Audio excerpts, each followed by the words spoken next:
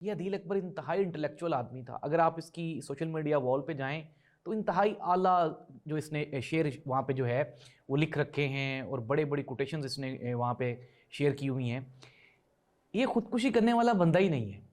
मैं ये पांचवी मरतबा इसलिए बता रहा हूँ कि ये खुदकुशी नहीं है। अब पोस्टमार्टम की रिपोर्ट, गोली यहाँ से लगी, यहाँ से लगने के बाद ये माथे पे गोली लगी है सेंटर में यहाँ पे, और ये पीछे से निकली है।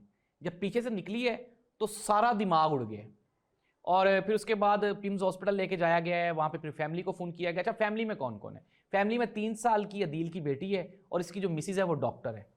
और जब हमारे सोर्सेज ने पता किया तो नाज़रीन फैमिली में भी कोई इस तरह की कत्तन कोई सूरत हाल नहीं है, कोई लड़ाई झगड़ा नहीं है। अपने पेरेंट्स के साथ बड़ा अच्छा इसका रिलेशन है। ये कामों की रहायशी है और वहाँ पे जो इसकी फैमिली है वो भी इंतहाई अपने वेल स्टैब्लिश्ड है।